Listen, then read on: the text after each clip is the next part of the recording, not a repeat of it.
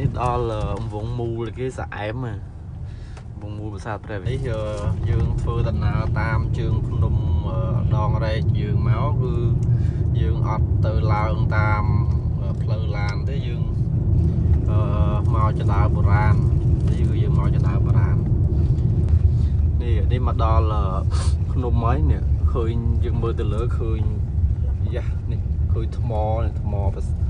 ភ្នំដងរែកនេះចដាបុរាណឡើងទៅប្រាសាទព្រះវិហារប្រហែល2240កម្មចាំមើលអ្នកណាខ្លាំងមិនខ្លាំងដឹងណាខ្លាំងដឹង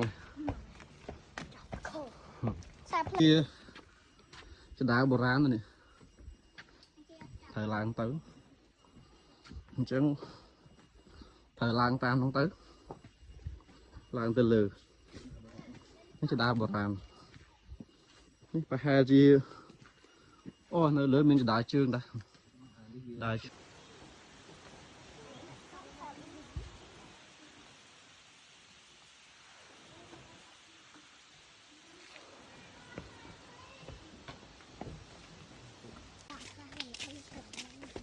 អត់នឹងតែលាក់អីនេះទៅលាក់ណា830កម្មអ្នកឡើងមុខអ្នកឡើងសល់3អ្នកសល់4អ្នកសិតជើងខ្លាំង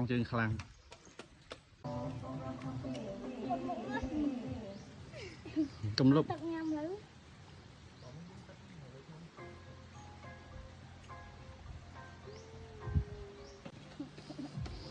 មុខអ្នកឡើងភ្នំ Hello no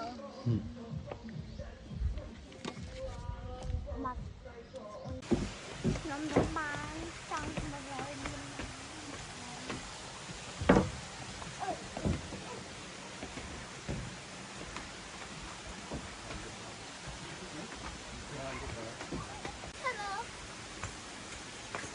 រੂតាឲ្យបានសុខសប្បាយ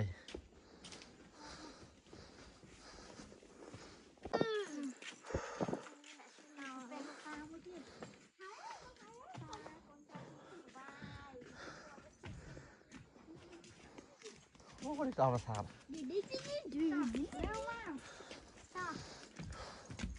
អូអ្នកឈឺ